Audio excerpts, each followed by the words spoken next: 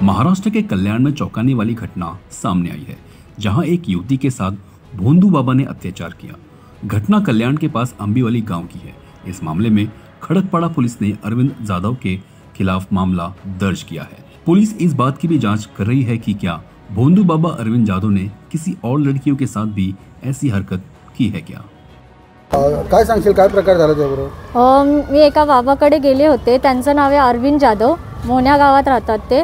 तर त्यांच्याकडे मी माझा फॅमिली प्रॉब्लेमसाठी गेले होते। घरामध्ये थोडे प्रॉब्लेम होते, ते सॉल्व करण्यासाठी मी तिकडे गेले। पण त्या बाबांनी माझ्यासोबत खूप घाणेरड्या प्रकाराने कृत्य केले। म्हणजे की मी माझ्या रिलेटिव्हला घेऊन गेले होते, एका रूममध्ये मला बसवलं।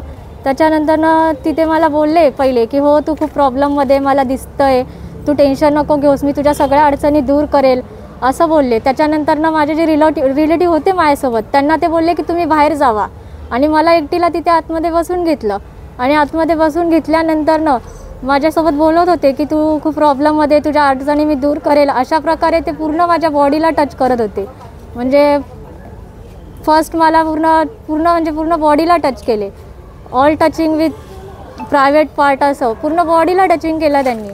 आणि त्याच्यानंतर मला धमकीसुद्धा दिली की हे तू जर कोणाला बाहेर सांगितलंस तर तुझ्यासोबत खूप वाईट होईल आणि तुझ्या फॅमिलीसोबत पण खूप वाईट करेल मी। आता काय मागणी आहे?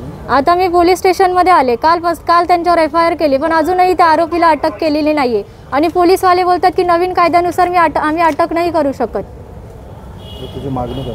माझी मागणी की त्याला अटक करावं, मला न्याय पाहिजे बस। खडकपाडा पोलीस स्टेशनमध्ये आम्ही एक विनयभंगचा गुन्हा दाखल केलेला असून तो गुन्हा अंबोली परिसरातील आहे। आणि एक व्यक्ती जे 50 वर्षाचा आहे त्याच्याकडे त्याच्या अडचणी सांगायला गेली महिला, आणि तो विनयभंग केला अशी तक्रारवरून आपण तात्काळ गुन्हा दाखल केलेला आहे। तसंच आपण आव्हानही करत आहोत खडकपाडा पोलीस स्टेशनकडून, महिलांबाबतीत काही अडचण असेल तर तात्काळ संपर्क करा। नमस्कार सर, कसला प्रकार, काय अडचण होती आणि काय करायसाठी गेली होती आसपास? जे पीडित मुलगी आहे तिच्या कुटुंबातील व्यक्तीचं अडचण होती आणि ती शेअर करायला गेली होती, सांगत होती, त्यावेळी ते प्रकार झालेला आहे। त्याप्रमाणे सविस्तर तपास चालू आहे, तपास करू आणि कारवाई चालू आहे। काय मुलीसोबत असा प्रकार घडला आहे?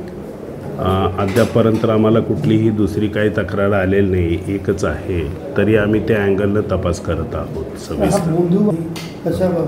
आपण आता गुन्हा दाखल केलेला आहे, त्या अनुषंगाने नक्की कसा प्रकार काय आणि कशासाठी गेलो या संदर्भात आपण तात्काळ तपास करत आहोत। CEN न्यूज, देश प्रदेश की ताज़ा तरीन खबरों के लिए CEN न्यूज को सब्सक्राइब करें और रहें पल पल की खबर से हर पल बाखबर।